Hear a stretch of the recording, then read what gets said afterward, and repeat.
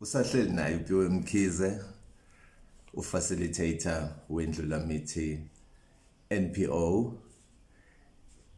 Namhlanje ngifisa ukuthi sifocuse kakhulu kulesi sihloko sokuthuthukiswa kosomabhizinisi abancane. Ama-video esizowenza azoke afocuse kuloko njengento esiyibiza ngohlelo lwe-Local Economic Development LED ngaphansi komasipala sibheke okhethweni la 2026 kanti siyafisa ukuthi siyabahlali siyo businessmen abantu base South Africa kwazeke ukuthi sinaziphi imfuno kuyajabulisa ke ukuthi ke siyakwazi siyindlulamithi ukuthi silekelele through i-social media ekuthenini sakhe ama-programs afana nalawa aqwashisayo, afundisayo, acoachayo, amentorishayo ngaphansi kohlelo le-Health and Welfare SETA. Sithi ke sifisa ukungena kule phathi yokuthi siyo o-businessmen abancane. Kubalulekile ukuthi sizakhele ama-club ethu kumbe ama-organization ethu noma ama-network. Kubalulekile ukuthi siwa-establishe lama-network ngoba ayaba usizo ikakhulukazi nje ake sithathe igenge yama-spaza shops. Abantu abakwaziyo ukuthi bathenge in bulk ey'ndaweni ama-wholesale amakhulu mese bethola ama-discount bahlukaniselane-ke i-stock ngokuthi umuntu ufake emalini nanokuthi ubefunani. Lokho kuzokwenza ukuthi ama-expenses okurana ibhizinisi ehle, lokho osekuzosiza ukuthi i-profit nayo futhi uyibone ngoba uyazi-ke ukuthi kuningi osuke usazokukhokhela mangabe usomabhizinisi. Kusuke kusekhona no-transport, usazokhokhela nabantu noma uzikhokhele nawe kumbe uthathe kuloko okuncane okwakhile ekwi-profit usufaka esiswini usubheka iy'dingo zasekhaya. So sithi-ke ukuba nalama club kuyasiza nanokuthi uma sizocela abantu abaqhamuka kohulumeni, abaqhamuka kuma-agencies afana nayo Ndlulamithi, abaqhamuka even nakwi-private sector abangakwazi ukusicoacha on izinto ey'fana no-income and expenditure ukuthi imali enginayo ngilawula kanjani ekuthenini ngikwazi ukukhokha iy'ndleko zokwenza umsebenzi ngibuye futhi ngiyibone i-profit, including nokuzikhokhela nami nokukhokhela abangisizayo kanye no-transport, no-communication, etc. So-ke sithi umuntu kuyabaluleka ukuthi abe nalo ulwazi lwe-income and expenditure.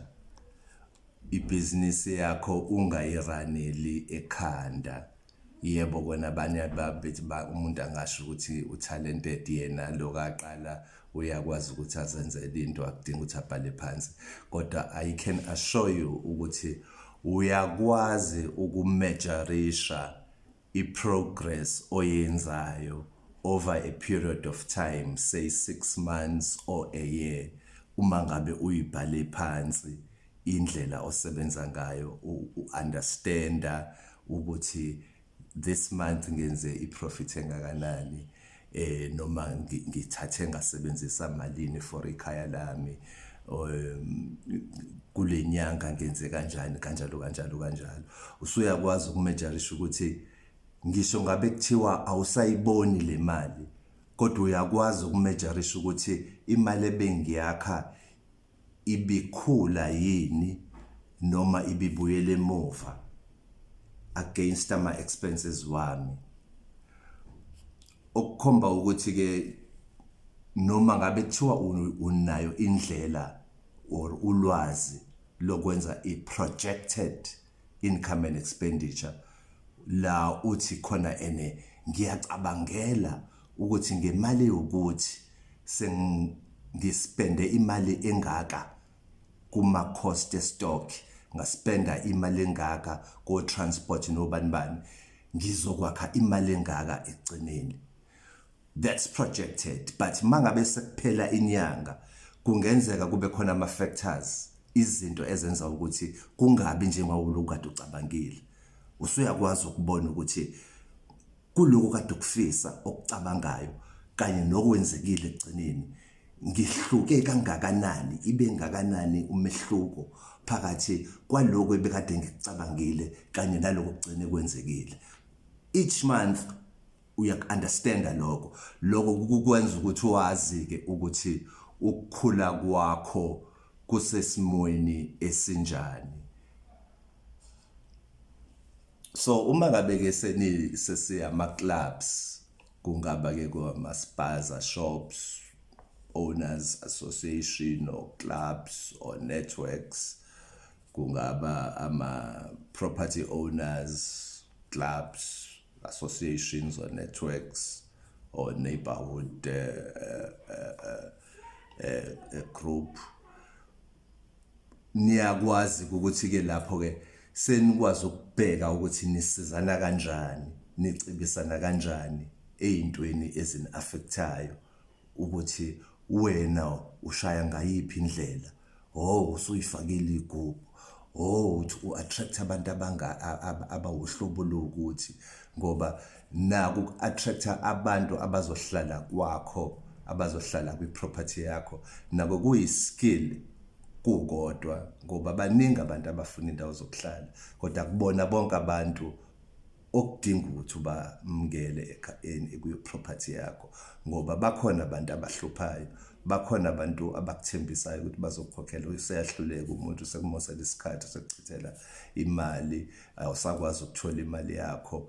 So the wise choices that you make are also dependent okuthenini lo muntu usebenzaphi, usebenza kanjani, uyithola kanjani imali yakhe, ubusinessman ohola kanjani. Zonke lezo zinto ziyakusiza ekuthenini uwenze ama choices of abantu abazoqasha kwakho abawuhlobo olunjani.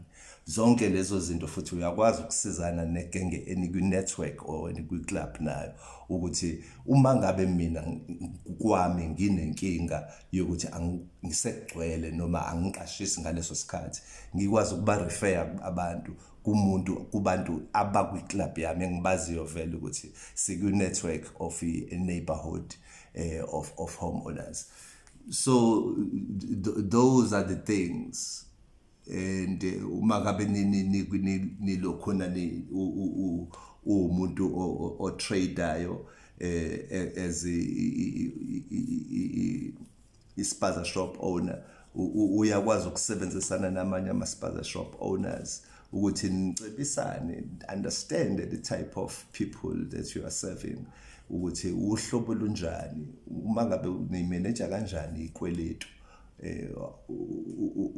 ukwazi kangakanani ukuthi ucollect ikweletu zakho, bathemba kangakanani abantu, yiphi ama-measurement enza ukuthi umthembe umuntu ukuthi uzokubuyisela imali yakho. Uma ngabe uhlala edolobheni ngakusasa akasahlali kuleyo ndawo, noma ngakhona ngasekhaya kuma-township nakuma rural areas kanye nama-informal settlements, uthola ukuthi umuntu ongathembekile or umuntu ongakwazi ukuzilawula imali yakho, yahluleka ukukhokhela. Konke lokho seniyakwazi uku-understanda nokustudisha ama-characters abantu ukuthi inini la ubaxolela khona abantu abahlulekile ukukhokha. Mhlawumbe kungenzeka uba umuntu osemdala, kungenzeka umuntu okhubazekile, kungenzeka ukuba umuntu oshonelwe ongasenabani. Umxolela nini umuntu? Zonke lezo zinto sizolosicathulisana kule video. Ngiyathanda kakhulu ukugqugquzela ukuthi sicabange indaba yama-clubs abanayo interest yokujoyina Indlulamithi NPO Small Business Club Initiative, kanye nama-network, kanye nama-workshops esizowenza one-on-one or even in groups. Namukelekile ukuthi ningithinte ngisho khona laphaya kwi-comments. Ukhuluma nani uPhiwe Mkhize, Indlulamithi founder, NPO yase Pietermaritzburg, your number one developmental journalist in KZN. Cheerio.